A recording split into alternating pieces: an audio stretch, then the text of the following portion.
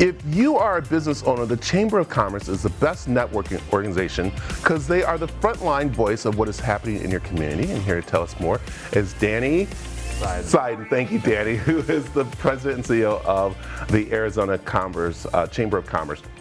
And this is such a great time to join because we have so much going on in our valley. We are growing. We have the big game coming in.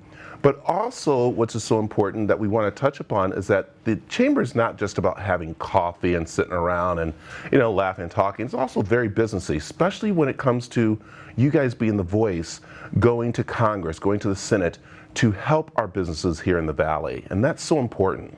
No, thanks, Brad, for having me on the show and bringing this question up. You're right. The Arizona Chamber of Commerce is the collective voice of the business community at the Arizona State Capitol in D.C., and we represent their needs on anything from lower taxes, lower regulations. We just want to ensure that Arizona remains the most competitive state to do business in the country, and that's what we're focused on.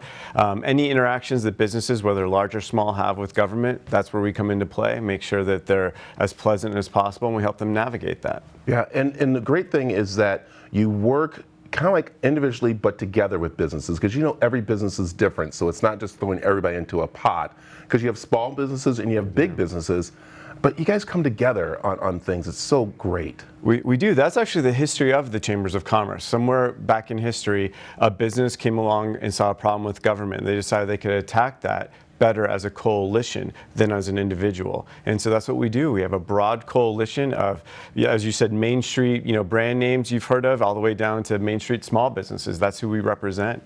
And it's good work. Sometimes you manage little personalities, but everyone wants the same thing. Everyone wants equal playing field, free markets, whatever we can do to make Arizona the best place to do business. Yeah. Let's drop the myth that you have to have a brick and mortar, you have to have a big small business or a major business to be a part of the chambers. It comes down to even people who are working at their kitchen table right now.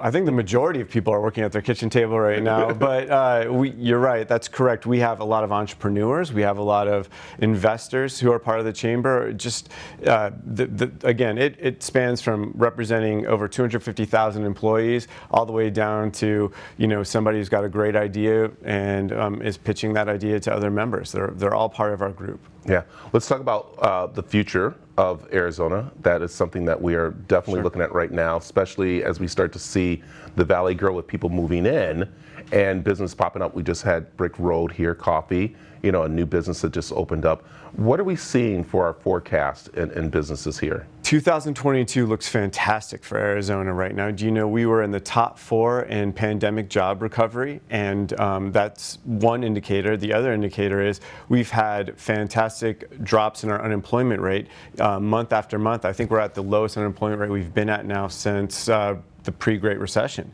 So it's a very exciting time to be in Arizona, and the population growth that we're seeing too, Brad, just points to this is a place where people want to be.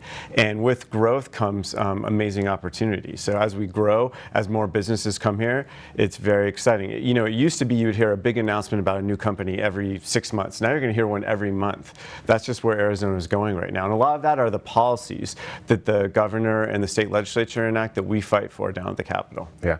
Also, too, let's make sure people understand that there are different communities. There's, the Chamber, the Chandler, the Gilbert, the Phoenix. Everybody has their different chambers, but you guys govern Arizona, as we can say, and that's important as you guys know what's happening around the state. That's correct, Brad.